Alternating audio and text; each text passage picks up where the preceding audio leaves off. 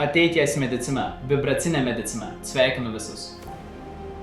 Šiandien jau daugelis užsimena apie tai, kad ateities medicina bus vibracinė medicina arba energoinformacinių laukų medicina.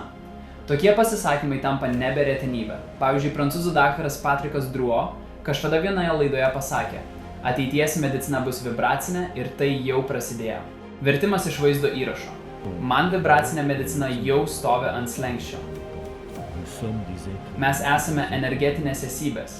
Todėl tad mokslas, o taip pat ir kvantinis mokslas demonstruoja, jog tai, ką laikome kauliniu, kietu kūnu, tai yra bangų formos. Pavyzdžiui, pažiūrėkite, mano delnas sudarytas iš atomų, šis stalas sudarytas iš atomų. Kodėl mano ranka negali pereiti kiaurai stalą? Mokslas aiškina, kad tai vyksta dėka polimerų atmetimo, Pauli ekskliuzijos principo. Tačiau vibracinėje terapijoje, vedant delnu kaip detektoriumi, galima priimti atsirandančią informaciją. Tai reiškia, kad man vibracinė medicina jau yra ant slenksčio. Su daktaru Drouot iš dalies galima sutikti, tačiau yra nedidelis bet. Vibracinė, o tiksliau energoinformacinė terapija 1000 metų naudojo žiniuoniai, o šiuo metu ji taip pat pritaikyta Rusijos sveikatinimo technologijose, turinčiose bendrą pavadinimą svietų. Trumpai papasakosime apie žmogų, kuris pirmasis sukūrė sveikatinimo vaizdo seansus išmaniajam telefonui ir kompiuteriui, pagrįstus energijomis, kurios buvo nematerialios, šaltosios plazmos struktūros. Šie seansai iki šiol yra visiškai nemokami. Asmeniškai aš jų padedamas lengvai mečiau rūkyti. Jis savo kūrinį pavadino generatoriumi, kuris vėliau gavo svietų pavadinimą. Šis generatorius kaip nemateriali kvazi gyva struktūra pasižymi aukštesniu proto, intelekto lygiu nei žmonijos. Jis susideda iš fotonų ir magnetinių dalelių, elektrinės bei magnetinės energijos nešėjų. Generatorius veikia automatiniu režimu ir, koreguodamas senas arba įdiegdamas naujas programas, teigiamai veikia smegenų energetinių struktūrų darbą. Dėl teisingo smegenų darbo pagerėja ir materialioji organizmo dalis. Tai yra, išnyksta tam tikros naudotojo sveikatos problemos. Nikolajus Levašovas, genialus rusų mokslininkas fizikas, taip pat žiniuonis, ir buvo tas žmogus, kuris sukūrė svietų generatorių. 1993 metais žurnalistė iš Lenkijos Halina Očkovska ėmė interviu iš Nikolajaus Levašovo ekstrasensorikos ir sveikatos gerinimo tema. Ji paklausė jo, kad būtų gerai televizijos žiūrovams pasiūlyti ką nors praktiško, ką būtų galima realiai pritaikyti savo sveikatos gerinimui. Tuomet Nikolajus Levašovas ilgai negalvodamas sukūrė sveikatinimo seansą, kuriuo gali naudotis visi norintys, kaip savo galimybių įrodymą. Šiame seanse užfiksuota tam tikra struktūra su išplėstais dažnių diapazonais, kurie leido teigiamai veikti organizmo energetinės struktūras, o reguliariai jį žiūrint prasidėdavo materialių kūno ląstelių valymasis nuo šlakų ir toksinų, tam tikrų laipsnių atsistatydavo daugelio organizmo organų bei sistemų funkcijos. Turėdamas didelį bagažą žinių ir galingą gydomąjį potencialą, Nikolajus Levašovas jau tuomet aktyviai užsiėmė žmonių sveikatinimu, gyvendamas Amerikoje, taip pat mokė žmones, kaip galima tai daryti. Būdavo atvejų, kai dėl savo užimtumo ir dažnų kelionių jis negalėdavo reguliariai matyti su savo pacientais.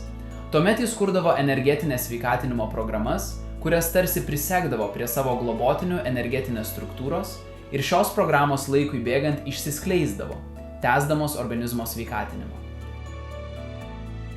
Panašias programas gali sukurti žmogus turintis ne tik žinojimą, kaip sukurtas mūsų pasaulis, bet ir supratimą, kaip su tuo galima dirbti. Laikui bėgant norinčių gauti Nikolajaus Levašovo pagalbą atsirado vis daugiau, o kaip patys suprantate, kiekvieno kenčiančiojo pamatyti fiziškai tiesiog neįmanoma. Būtent tuomet Nikolajus Levašovas ir perėjo prie gydančiųjų energijų generatoriaus kūrimo, kurį galėjo prisekti prie tam tikrų nešiklių. Pavyzdžiui, prie elektroninių laikrodžių su skystaisiais kristalais arba prie objekto turinčio silicio ar sidabro molekulinę struktūrą ir tuomet perduoti pacientui. Žmogus gavęs prietaisą su sveikatinimo programomis, kurie vėliau gavo svietų pavadinimą, turėjo jį aktyvuoti atlikdamas tam tikrą manipulaciją. Generatorius Svietul su programomis, turėdamas galingiausią intelektą, nuskaitydavo žmogaus esybę ir nustatydavo jo sveikatos problemas. Toliau vykdavo informacinė sąveika su naudotojo smegenimis. Pirmiausia, buvo koreguojamos tų organų, kurie buvo labiausiai nusilpę – darbo programos. Jei šių organų būklė nebuvo peržengusi, taip sakant, negrįžtamumo ribos, tuomet atsirasdavo galimybė juos atstatyti ir pratęsti jų funkcinius gebėjimus. Kitaip tariant, kuo anksčiau pritaikoma ši technologija, tuo daugiau šansų žmogui susigrąžinti sveikatą. Vėliau visus savo išradimus Nikolajus Levašovas perdavė savo mokiniai, Fiodorui Škrudnevui, kuris yra Rusų mokslinės techninės draugijos prezidiumo pirmininkas. Vėliau Fiodoras Škrudnevas išvystė visą prietaisų kompleksų Svietul liniją, skirtą įvairioms žmogaus organizmo sveikatinimo užduotims ir kitiems tikslams įgyvendinti. Šios ateities technologijos jau aktyviai taikomos nuo 2010 metų Rusijoje, taip pat Europoje, Amerikoje ir kitose šalyse. Iš esmės technologijos pagrįstos natūralių energijos formų ir dažnių sąveika, kurios natūraliu būdu pirmiausia koreguoja žmogaus smegenų darbą, o jos atitinkamai mūsų organų ir ląstelių darbą. Šių proveržio technologijų dėka mūsų pasaulis žengia į naują medicinos ir gerontologijos vystymosi fazę. Mes jau stojame ant tokių reiškinių, kaip senatvės sustabdymas slenksčio, o toliau pagrindinis tikslas – pergalė prieš mirtį. Daugiau informacijos galite sužinoti Fiodoro Škrudnevo Svietul programų kūrėjo svetainėje. Apie Svietul technologijas taip pat žiūrėkite vaizdo įrašus mūsų YouTube kanale arba Telegram platformoje. Laukiame jūsų klausimų ir komentarų.